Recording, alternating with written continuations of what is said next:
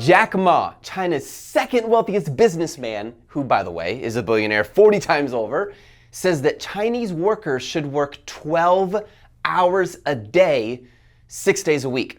Now, for those of you guys who don't like math, that's 72 hours a week. Now, for fun, let's just compare that to a regular 40 hours a week. 40 hours a week is 2,080 hours a year.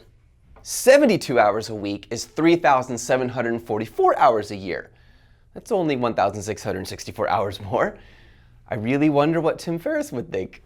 Tim, the author of the 4-Hour Work Week.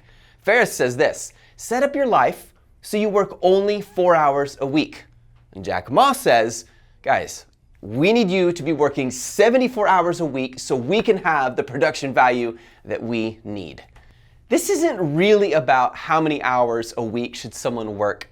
This is about economy versus culture. Now, Ferris, he represents the classic American, the American dream. Can you imagine working just 4 hours every week? Now, I do think he's completely unrealistic. And on the other hand, Jack Ma's like, work 72 hours a week. Like we have an issue here, guys. The funny thing is I respect both of these men. In fact, as an employer of 20 staff and contractors in countries around the world, I can tell you that making it all about the hours they work instead of what they get done, what they produce, and what they get to do is a huge mistake.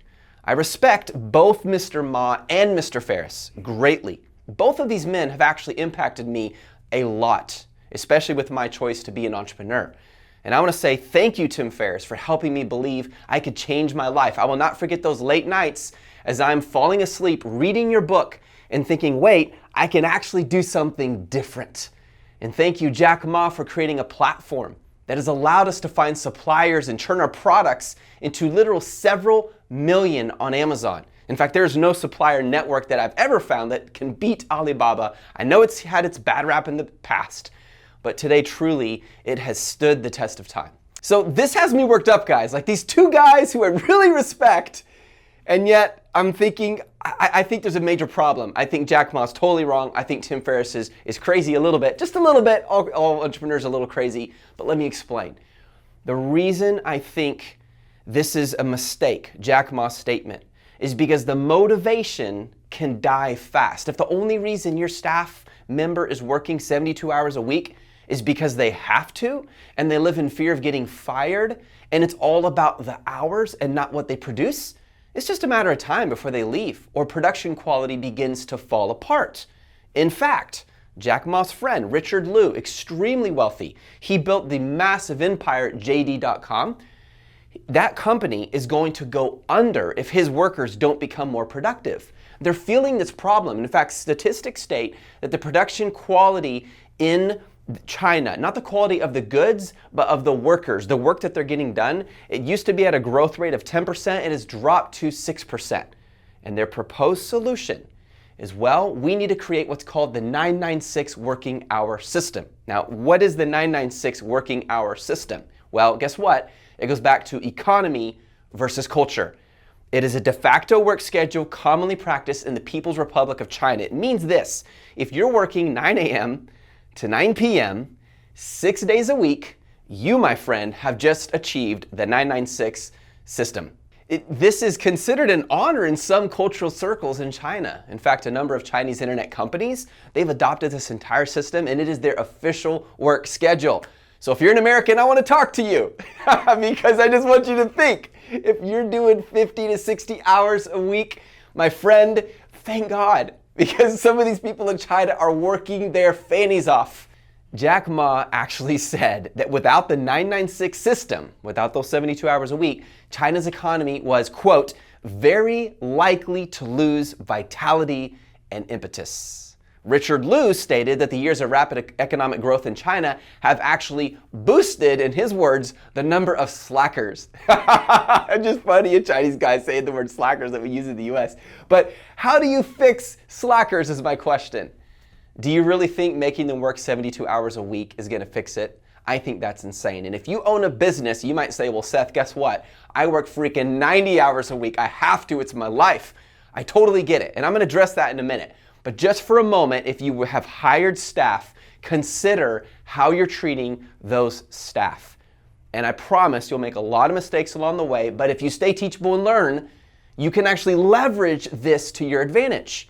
If you do not have staff and you're by yourself and you just started off, but you're still gonna work with people at some level, you're gonna talk to suppliers in China, speaking of China, you're gonna work with people on Fiverr and Upwork and FreeUp and other places, and you might even have some contractors.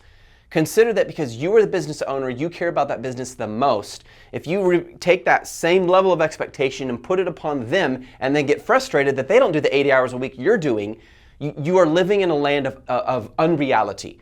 It's not even realistic. I made this mistake hundreds of times. And going back, I've had to learn different people have different vested interests. Now, how do you fix slackers? Make them work 72 hours a week? That's insane. All you'll do, China or not, is create a bunch of depressed slackers. And the answer, my friend, is not more hours. It is motivation and expectations. Oh, but let the government come in and cap those hours and put restrictions. And I say, government, just leave us alone. We're running this business. You are taking the risk. You're the business owner. But what about the overworked employees? That gets almost inhuman. And I totally agree with you. But I say, let the people decide. Well, who's the people? The employer and the employee. You and your staff. In other words, if the employer is looking for staff who will put in 72 hours a week, then find people who actually want to do that and pay them accordingly. Don't expect it everywhere. At Just One Dime, some staff do close to this many hours. Most of them do way less. The issue is not how much time they put in, but the job gets done and they do the work, and you have set fair expectations with that staff member. So you need to work with them. The issue is not how much time, but did they produce the work that needs to get done? Work with them. The most important thing is not how many hours, but how much production and expectations are set for that production. Naturally, yes, more hours can result in more production, but many times not. You see, there's another factor we need to think about. The talents and capacity of your staff member. I have staff who do 30% more in less time than others, and they get paid more and praised more. And if you are an employee and you feel your hours are unfair, go find a job that is suitable to your lifestyle. You don't have to stay there. This thought like, well, that boss owns me and I always have to be here, that's simply not true. If you have kids, you have more responsibilities at home. I totally get that as a father of 4. If you have a lower capacity to endure or less interest in the vision, then find a job that's looking for what fits you. Pro tip, the more you let the staff become a part of the vision, helping build something with you, the more excited they are to help you achieve the mission instead of just staring at the clock, wondering, when do I get to go home? In fact, the more that happens, the more you're gonna find the production quality increases, everyone enjoys it more, and you're less focused on the hours and more focused on the mission. BBC puts it this way: China has enjoyed economic growth averaging 10% for more than 25 years from the late 1970s to the mid-2000s. But in subsequent years, that has slowed to near 6%. Now, Richard Liu wrote that he used to set his alarm to wake him up every 2 hours so he could get back to customers, giving them a 24-hour service. The problem is, if that's what he expects of every single employee, which is kind of the tendency of these entrepreneurs like myself, like we feel like everyone else should have the same focus that we have, it's going to result in a lot of frustrated people. And the solution, according to Ma and Liu, increase their hours. Yes, says Jack. He called it a huge blessing for these workers so they could achieve success. And that's why I think Jack Ma is wrong and ridiculous. Making that a requirement across the board is cold and unrealistic. It is dehumanizing. For the staff who love the company so much, they want to put in these number of hours who actually produce more as a result, then pay them accordingly.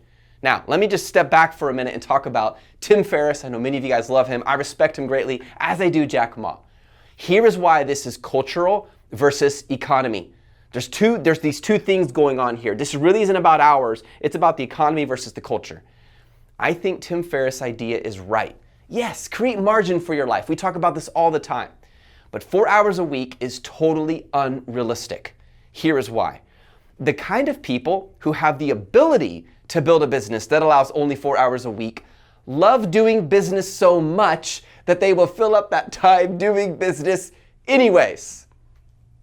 I stand here guilty. You guys know what I'm talking about. Some of you out there understand this. Those kind of people are going to be doing business because that is their margin. They're always trying to do something that shakes the world, that changes lives, that does something innovative, that gives back, that creates a new story. But aren't entrepreneurs supposed to be working every second of every day with bags under their eyes from sleep deprivation? I'll admit, some of us are a little crazy. And yes, many of us work 12 plus hours a day. But here is the real question. Do we do it because we have to or because we want to? And now I want to challenge you. If you have staff, ask that question about your staff. Now someone's going to object. What's the point of working sun up to sundown if you started the business to create margin in the first place? I like my old life better. My business is my new boss, and man, he is so freaking harsh. Truth. Running a business is their margin. And if it's not yours, then you should work for a company, and that's perfectly fine. So what happens? People become an entrepreneur so that they can create margin, but they didn't realize the sacrifice involved, and the business becomes their new boss, and this boss is more fierce than the one at their corporate position. And I'm not talking about Dunder Mifflin. Let me be clear. Gurus make it look easy, so you pay them for a course. People enter entrepreneurship with these incredibly unrealistic expectations. Just go here, go here, go here, and you're gonna make a lot of money. It's so simple. And then they spend money, and 3 months later, they drop out because the majority of people who buy courses never come close to reaching their dreams because they were sold a lie, and the lie is this: it's easy, and all I have to do is know the secrets. Let me tell you what you can do about it today, this economy versus cultural issue. Number one, get realistic, warrior. Get realistic. You will sacrifice to succeed. An entrepreneur's number one goal is what Braveheart yelled: freedom! Freedom! Freedom! Freedom! Freedom! That's what you're really looking for. You're looking for freedom. Freedom doesn't mean not working. It means the ability to be the best version of you and grow and experience within your gifts and your abilities. That's what it really means. An entrepreneur's number one goal is freedom. Margin to travel, visit exotic places, maybe buy a nice car, give to those in need, take on challenges, build products the world has never seen, products where this doesn't rule your life. In fact, it's a gift instead of, oh shoot, look what I got to do. No, I get to invest because I never get this back. I never get a refund on my time. Guys, that's a complicated way of saying freedom. But never in the history of the universe, whether it's political, religious, or financial freedom, has freedom been won without sacrifices. It's not easy. There's always a sacrifice involved, and that's why we have a team of 20 plus staff and coaches to help our members achieve this goal realistically. Not a promise, look at my cool car, and I hope that makes you feel like you want to buy this and then your life will be amazing. Yeah, it can be amazing, but you got to change you in the process. We don't sell a course and wish you good luck. Goodbye, see you later. We actually train you step by step and give you realistic expectations. What you can do about it, number two, enjoy the process. You're on an adventure. If you're just thinking about once I'm making a lot of money, then I can relax and have fun. No, you're really gonna screw yourself up if you think that way. Actually, enjoy the process now. There's gonna be conflict. There's gonna be discouragement. There's gonna be missed expectations for yourself and others. All of it's part of the process. But remember, you are on an adventure. You are building memories you will miss someday. This is not about, man, if I can just get it to 4 hours a week, my life has arrived. Why not actually arrive today? Why not enjoy it right now all the way to the 4 hours or 72 hours a week, whichever works for you? Because again, it's about culture versus economy. You have to decide what is best for you. Some of my favorite memories are working on my Amazon stores with my son at our favorite table at our favorite coffee shop. We actually called it the surf table. It's at Cup of Austin. It's this tall table. We sit there and we just work all day. So make it fun. Saturday, my wife and I hit the streets and go yard selling. We get a black tea, a coffee. We do it live on Instagram. We negotiate. I come home. I buy and sell online. We make an additional $200,000 a year just doing arbitrage on the side. Number 3, what you can do about it. Decide on your goals and then decide what you must do to reach them. So reverse engineer. If you want to be here, okay, what are all the steps you need to take to get there? And this sets super realistic expectations. What I love about being an entrepreneur is I don't have to do it anybody's way but mine. I know that sounds extremely egotistical and extremely, what's the Greek word for that? What's the Greek word? Homage. Yes, homage to the past, but what, you're funny, man. You're just best. The person. Narcissistic. Huh? Narcissistic. Yes! I know that sounds narcissistic, but look at it this way. We had a student who gave it just 2 hours a day, 5 days a week. And within 8 months, by that December, she did over $200,000 in 30 days at 50% profit margin. And she did that on one product. Now check this out. And this product, I'm not going to say what it is, but it's a sport product. It's something she loves to do. So she's actually making money selling something she loves and likes to obsess about. Did that take many hours? Yes. Do you think she gets up in the morning and says, how many hours did I put in today? Was it my 72 for the week? No. Did I get my only 4 hours in and then I play the rest of the day? No. She doesn't think about the time because she loves what she does. See, that's what it means to be an entrepreneur. It's all blended. When I go on vacation, we work and we play. We go to coffee shops. We sell, we talk, we record. We optimize our listings. And then we go out to dinner or we go to a castle in New York or, oh my word, we go to a castle in the United Kingdom, but we just have fun. If she needed to do it more part-time, this student, it would have taken her longer, and that is totally fine. And if she chose to give it more time, yeah, she would have scaled faster, and that is fine too. There's no right amount of time to spend. So pick what works for you. And my hope and prayer for you is that you can build your life in a way that gives you margin to do the things you love with the people that you love.